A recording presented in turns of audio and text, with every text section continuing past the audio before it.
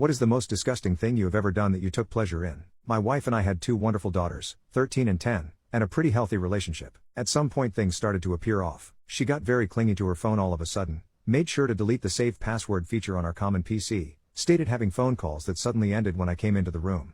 You can probably guess what it was. Now having 15 years of marriage behind us, I was hoping it wasn't what it obviously seemed to be. So one day when she told me she was going to spend some time with the girls, I decided to follow her. Sure enough, I find her driving to a hotel to meet with a guy I will call Steve. To say it was a gut punch was an understatement. I literally cried for an hour straight. After I was done with my self-wallowing phase, I decided the best course was getting even. I thought of several scenarios that may or may not have involved me hurting Steve. Eventually I decided to do things more civilly and more importantly legally, but only just. So the first part of the plan was gathering evidence. I could have just gotten a pie, but I had something better in mind. So one day when my wife was at her job and the kids at school, I installed some small secret cameras and microphones I had bought. Due to the setup of our bedroom, I even managed to get one perfectly overlooking the bed. I didn't however use them while I was at home. So a couple of days pass, when I proposed to my wife that the second to next weekend I should take the girls on a trip and stay a night too.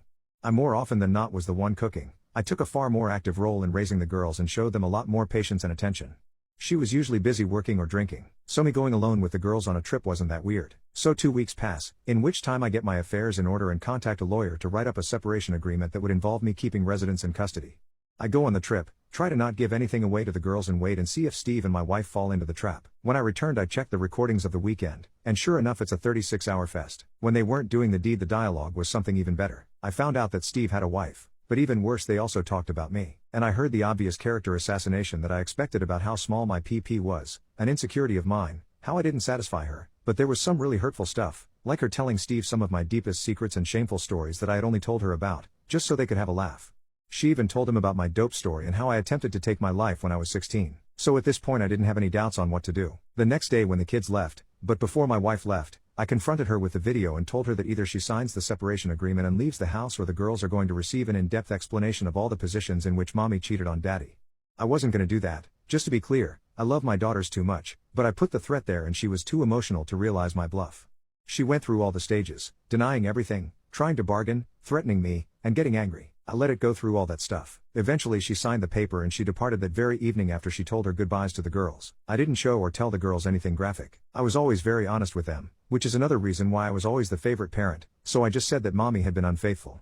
The younger took some time figuring it out, but that was made up by my older getting mightily upset. She had just gotten her first boyfriend, as I'm not sure the term really applies at that age, but she knew enough of the world to get mad big time. This would be important at a would-be custody battle, as though she did for the moment agree to give over custody. I feared, and I was right to fear, that she would try and fight me for the kids. What I didn't expect was for her to use her visitation rights to talk crap about me. Basically she started telling my younger kid about how it was all my fault for not forgiving her. Her lawyer even started demanding she receive custody. So I finally activated my revenge plan. Enter trip to South Carolina. Why South Carolina? Simple. Fort Sumter. I really wanted my daughters to see it. I definitely did not go there because it is one of the last places where revenge porn isn't illegal, and where I could upload my wife and Steve's doings and intimate moments with no worries on the internet and other such sites, as you cannot be prosecuted for crimes that weren't illegal when and where they were committed. I especially made sure to include the clip where Steve could not get it up. I sent the links to my wife's employer, her clients, and everybody in her line of work just to be sure, to Steve's wife and to his firm.